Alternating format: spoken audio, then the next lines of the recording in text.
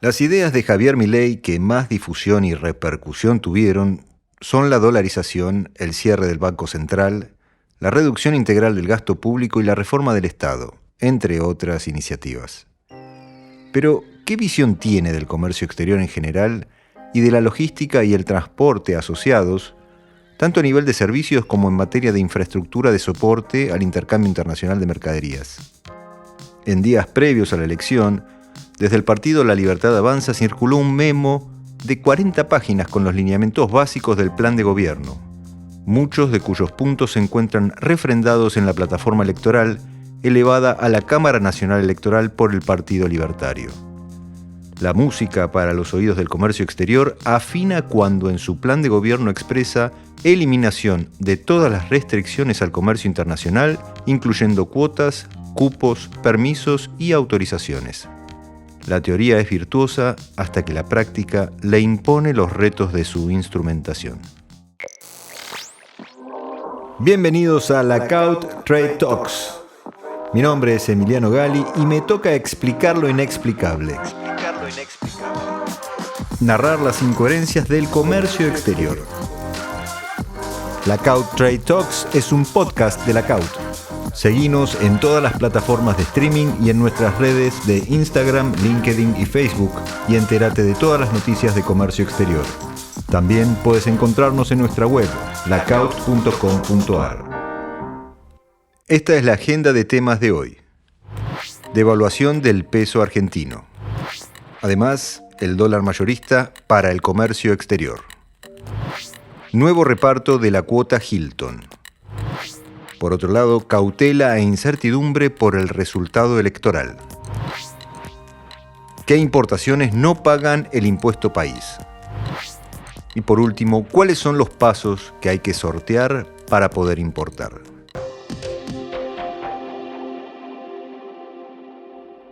Devaluación del peso argentino. El Banco Central convalidó por primera vez un salto discreto en la cotización del dólar durante la administración Fernández. El lunes posterior a las PASO, el dólar abrió a 350 pesos, saltando un 21,8% desde los 287 pesos del cierre del viernes anterior. Esta es la mayor devaluación desde las PASO de 2019, cuando había aumentado un 22,8%, aunque por ese entonces no había cepo. El salto discreto tendría que ver con un compromiso de las autoridades argentinas con el FMI para que realice el desembolso pendiente de $7.500 millones. El organismo emitió un comunicado en el que valoró las acciones de política recientes y el compromiso de reconstruir las reservas, mensaje que alienta la hipótesis de un desembolso inminente. De todas maneras, es evidente que con una brecha cambiaria navegando por encima del 130%, el dólar oficial era prácticamente insostenible. Por el lado de los dólares financieros, muchos de ellos necesarios para el comercio exterior, el contado con liquidación saltó 58 pesos o un 9,7%, exhibiendo la mayor suba diaria desde el 4 de julio de 2022, en la primera rueda tras la renuncia de Guzmán en aquel entonces. Como consecuencia de la devaluación, se espera un fuerte salto de la inflación ante un banco central que carece de herramientas para contrarrestarlo.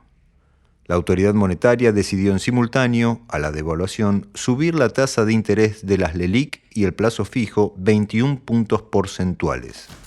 Si bien el Banco Central no tenía otra alternativa que aplicar una fuerte suba de la tasa para apuntalar la caída de la demanda de dinero, difícilmente pueda contenerla ante la escalada inflacionaria que viene.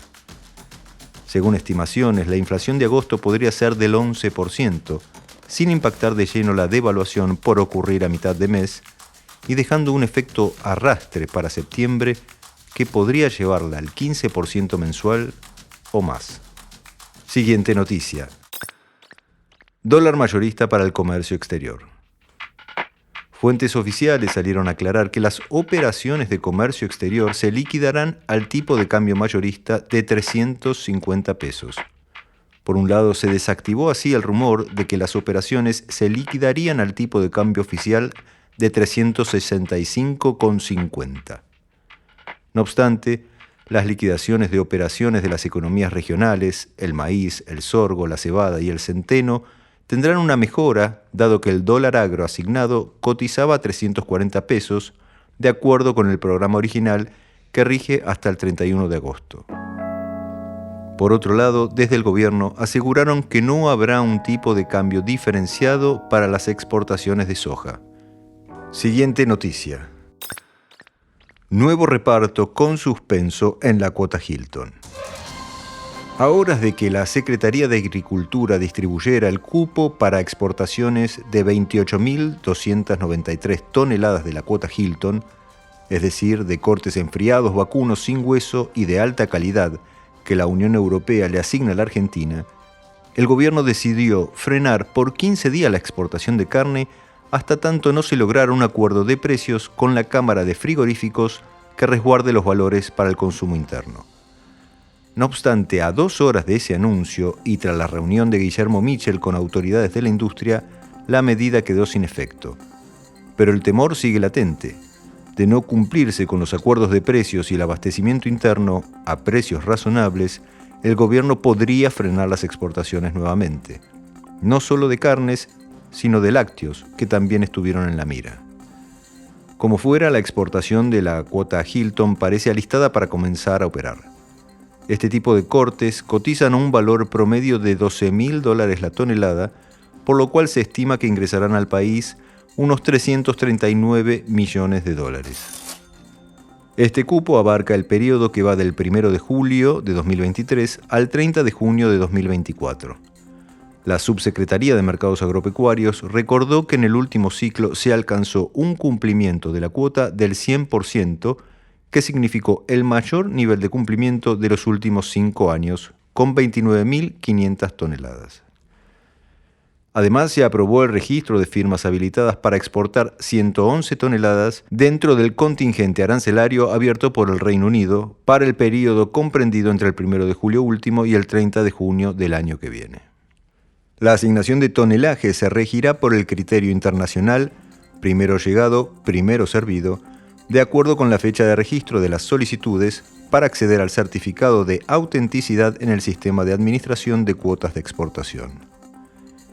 El frigorífico Swift fue el principal beneficiado con 2.606 toneladas y le siguieron Quick Food con 2.317, Gorina de la Plata con 1.805, La Anónima con 1.800 toneladas, Río Platense con 1.779 y Arrebif con 1.707 toneladas. Siguiente noticia. Cautela e incertidumbre por el resultado electoral. En un clima de alta incertidumbre por el desenlace económico post-Paso, la gran mayoría de las cámaras representativas del comercio exterior celebró el clima en que se realizaron los comicios, pero evitaron mayores precisiones sobre las consecuencias que tendrá en el sector. El presidente de FECACERA, la Federación de Cámaras de Comercio Exterior, Federico Rodríguez Lambda, consideró que este resultado de 3/3 no le permite al empresariado ni a los mercados inferir con claridad cuál será el rumbo económico del país y por ello nos impone seguir conviviendo con un elevado grado de incertidumbre por algunas semanas más.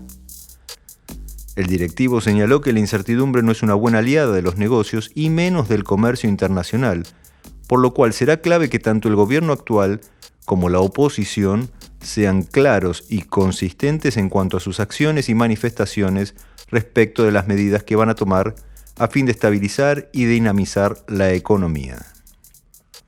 Nuestro país necesita promover el desarrollo económico, industrial y social y en la medida de lo posible considerar al comercio exterior como una verdadera política de Estado para poder generar los recursos económicos y las oportunidades de desarrollo, manifestó el directivo. En relación con la devaluación, ponderó que allana el camino para que el FMI realice un desembolso de dinero que permita al Estado Nacional sacar al comercio exterior de la virtual parálisis en la que se encuentra y con ello llegar con algo de actividad al año que viene. Por último, agregó que hoy, más que nunca, es importante mantener una comunicación fluida entre el Estado y las empresas con el fin de atender las urgencias que lógicamente se presentan en escenarios tan desafiantes como el que estamos transitando. Por su parte, Fernando Landa, presidente de la Cámara de Exportadores de la República Argentina, dijo que la sociedad ha manifestado 3 elementos. En primer lugar, frustración y descontento, que se revela tanto en los votos ausentes como la elección de propuestas más disruptivas que las tradicionales. En segundo lugar, en este momento de complejos controles económicos, también se evidenció la falta de credibilidad sobre el sistema. Y por último, destacó que se aprecia un mayor grado de explicitación de propuestas, aún dejando de lado la cautela respecto a cuán rupturistas son las mismas, lo cual consideró como un hecho positivo. De acuerdo con Landa, crecer desde la exportación es algo respecto de lo cual ya hay consenso entre los argentinos porque genera trabajo y desarrollo, pero requiere de una visión y medidas coordinadas basadas en las mejores prácticas. Nuestra Cámara, concluyó, como entidad técnica, ha estado y estará siempre dispuesta a aportar. Siguiente noticia. ¿Qué importaciones no pagan el impuesto país? El Ministerio de Economía eximió del gravamen país a la compra de divisas destinada a la importación de insumos para la construcción y puesta en marcha del gasoducto Presidente Néstor Kirchner. El impuesto país es una alícuota del 7,5% que se aplica a la compra de divisas destinada a la importación de bienes y servicios como el flete internacional. De hecho, quienes tengan dólares propios y puedan importar no tributan el impuesto antes mencionado. A través de la resolución 671 de la Secretaría de Energía, el gobierno precisó que el impuesto no aplicará a la importación de hulla bituminosa, es decir, el carbón, fuel oil, gas natural licuado y en estado gaseoso y energía eléctrica. Lo mismo se determinó para las mercaderías destinadas a la construcción y puesta en marcha del gasoducto, así como también para la reversión del gasoducto norte y obras conexas. La normativa destaca que las obras encaradas en ese marco por el Estado Nacional implican una inversión de máxima relevancia para la Argentina y su avance y posterior finalización redundarán en un beneficio que, entre otros aspectos, evitará la importación de combustibles sustitutivos cuyo costo erosiona las finanzas públicas. Asimismo, precisaron que, a los fines de gozar de la excepción, el interesado deberá presentar una declaración jurada ante la Dirección General de Aduanas y luego ante el Banco Central para operar en el mercado de cambios. Siguiente noticia. ¿Qué pasos hay que cumplir para poder importar? En un país sin dólares, con 31 cepos y 53 tipos de cambio, son pocas las industrias que se salvan y logran acceder a la divisa para importar insumos. Como comentábamos anteriormente, el gasoducto Néstor Kirchner, obra vital de infraestructura y de capital importancia para un gobierno que está bastante debilitado, logró sortear el pago del impuesto país a la hora de acceder a la divisa para importar. Pero hay otras industrias tan importantes como la automotriz, que lleva casi 40 días sin lograr la aprobación de las CIRAs. Recordamos que es la industria que más divisas genera y uno de los sectores que más relevancia tiene a nivel de empleo. Ahora bien, ¿cuáles son los pasos que hay que cumplir para poder importar? En primer lugar, hay que redactar una declaración jurada para presentar la CIRA, es decir, el Sistema de Importación de la República Argentina. Con este dato se valida en la FIP el CEF, es decir, la capacidad económica financiera que le asigna el organismo a la empresa para verificar si está en condiciones de solicitar los dólares para poder importar. Tercero, el despachante de aduana detalla con la mayor exactitud posible qué es lo que se está tramitando bajo la forma de un presupuesto. Cuarto, la información se verifica en las dependencias de la Secretaría de Comercio y se aguarda entonces su aprobación o rechazo. Quinto, se vuelve a la página de la FIP, donde se analiza en esta instancia la capacidad financiera del CEF. Posteriormente, se repasará el estado que tiene la CIRA, por ejemplo, si está oficializada, observada, en estado salida, cancelada o anulada. Y por último, si la empresa logra la aprobación de la CIRA, tendrá el acceso al mercado de cambios para hacerse de los dólares que necesita para poder importar. De acuerdo con el economista Damián Dipache, el proceso suele estar recorrido por inconsistencias. Por ejemplo, existe una relación muy pobre entre la elaboración del CEF y la documentación que se presenta en la declaración jurada para tramitar la CIRA, cuyo nivel de detalle es clave para que no sea observada por los organismos intervinientes. Las ineficiencias del sistema quedan coronadas con un nivel de reservas que simplemente no para de caer. De acuerdo con el balance del mercado de cambios del Banco Central, la deuda por el pago de importaciones autorizadas asciende a 6.130 millones de dólares.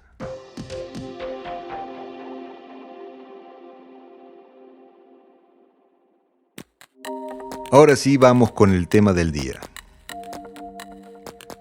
En los puntos 13 y 14 de la plataforma electoral de Javier Milei, se habla de liberar todos los cepos cambiarios y de eliminar las retenciones, también mencionado en el apartado de reforma tributaria, como así también los derechos de importación. Es decir, eliminar todos los impuestos prácticamente a la exportación y todos los que refieren a la importación.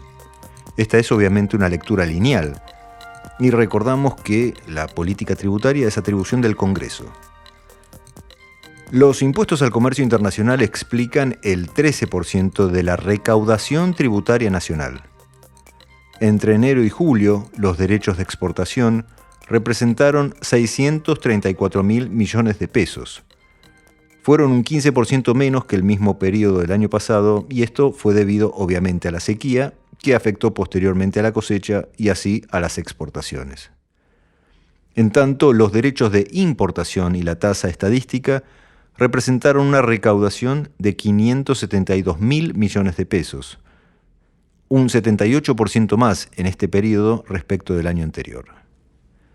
Por ejemplo, en su visión sobre agricultura, ganadería y pesca, así los nombra en su plataforma, propone eliminar todo tipo de aranceles de importación para insumos estratégicos y bienes de capital, así como también a fertilizantes, insumos industriales, maquinarias y todo aquello vinculado a un proceso de exportación.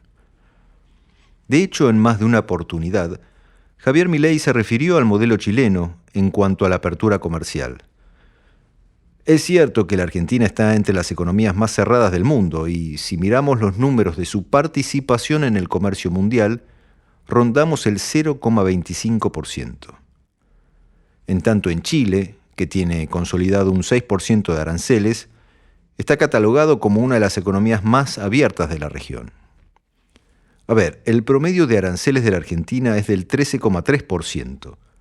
A esto se le debe sumar la tasa de estadística del 3% y al reciente impuesto país del 7,5%, lo que lleva el arancel total al 23%. Es cierto, la Argentina tiene el arancel de importación más alto de la región. Con su 23% supera a Uruguay, que tiene un 15%, Brasil un 11%, México un 7%, Chile, como mencionábamos, un 6% y bastante más lejos que Perú, que consolidó un 2,3% de arancel.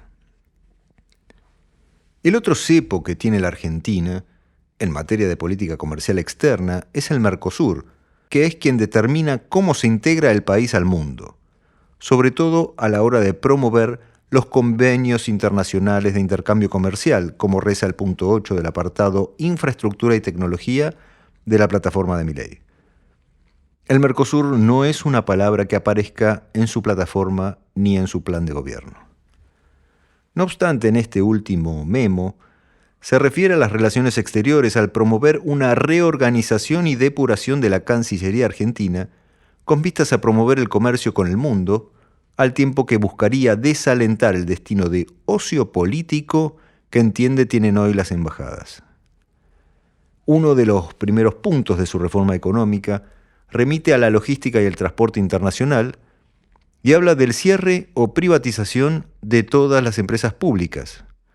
Luego, en la plataforma se refiere a privatización de las empresas públicas deficitarias. En la Argentina hay 33 empresas públicas, de las cuales 12 explican el 92,7% de los ingresos y gastos totales, según la Secretaría de Hacienda. Entre estas 12 empresas públicas encontramos empresas vinculadas al transporte ferroviarios, como Trenes Argentinos Cargas, la ex Belgrano Cargas, y Trenes Argentinos Infraestructura, como se conocía a la ADIF. También encontramos a la Administración General de Puertos, que controla las concesiones de las terminales del puerto de Buenos Aires y que es a su vez concesionaria del mantenimiento de la hidrovía. Siempre según datos oficiales, la empresa de cargas ferroviarias arrojó un déficit operativo en el primer trimestre de este año de casi 8.546 millones de pesos. La empresa de infraestructura ferroviaria cerró un déficit de alrededor de 1.016 millones de pesos, mientras que la AGP terminó el primer trimestre con un déficit de 986 millones de pesos.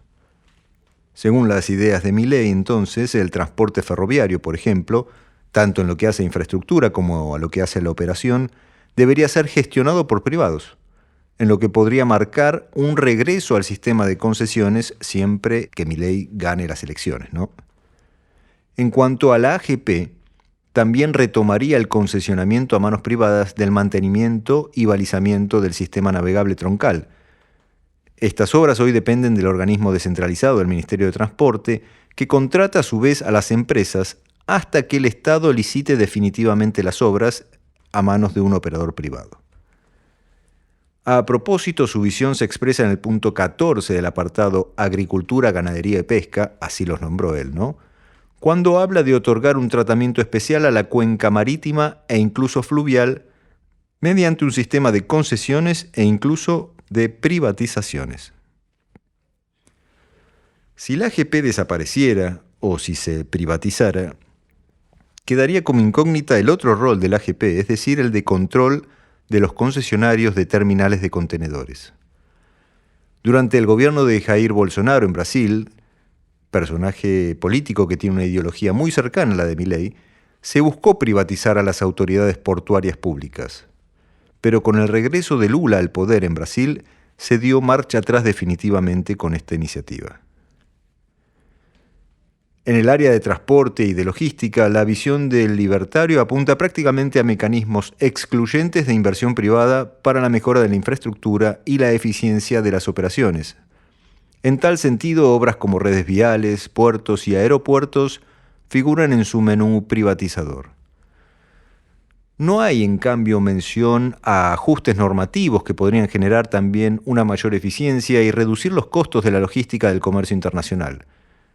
Mencionamos, por ejemplo, la digitalización de procesos o la instrumentación del multimodalismo, que es netamente un cambio normativo, o el impulso a las zonas francas como herramienta de promoción del comercio exterior y de la industria. Por ejemplo, Milei habla de promover las inversiones para la creación de unicornios tecnológicos. Y debemos recordar que hay dos que nacieron en la Argentina, como Mercado Libre y Despegar, que migraron justamente a zonas francas de Uruguay y de Colombia, respectivamente, y desde allí atienden al mercado argentino. La creación de puertos y aeropuertos en puntos neurálgicos del país, como señala Milei, podría omitir el hecho de que no es que falte infraestructura en la Argentina, sino que sobra infraestructura o está prácticamente ociosa porque el comercio internacional está planchado desde hace más de una década. Una curiosidad al margen, justamente en su plan de infraestructura y tecnología, está en el punto 1, expandir la industria naval. Este concepto parece prácticamente desarticulado. No obstante, podría entenderse en el marco de su política de favorecer la conectividad de las mercaderías a partir de la reactivación de la marina mercante. Nuevamente, hay más ajustes normativos que permitirían reactivar el cabotaje y que refieren a una mayor flexibilidad de los convenios de tripulantes o incluso la creación de un nuevo registro para los buques. Recién allí tendría sentido un impulso a la industria naval, a menos que el objeto final sea la exportación, lo que implicaría desconocer los fundamentos del sector. Nuevamente hay más ajustes normativos que permitirían reactivar el cabotaje y que refieren a una mayor flexibilidad de los convenios de tripulantes o incluso la creación de un nuevo registro. Recién allí tendría sentido impulsar la industria naval, a menos que el objeto sea impulsar la exportación, lo que implicaría desconocer los fundamentos del sector.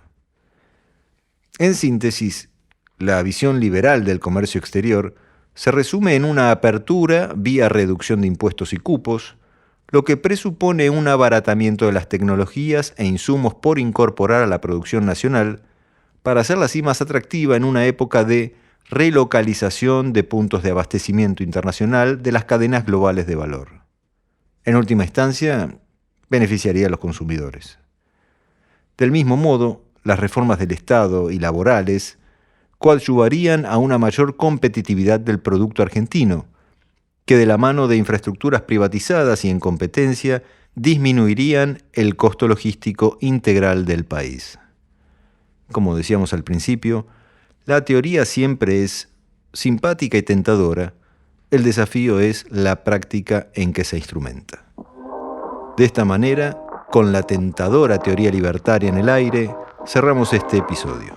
Muchas gracias por conectar y no te olvides de comentarnos qué tema te gustaría que tratemos en un nuevo episodio. Este fue otro episodio de Lackout Trade Talks, un podcast de Lackout. Yo soy su host, Emiliano Gali. Lackout Trade Talks está producido por Caja Mágica. No te olvides de seguirnos en las plataformas de streaming y en nuestras redes de Instagram, LinkedIn y Facebook para seguir conectados. Encontranos en nuestra web, lackout.com.ar.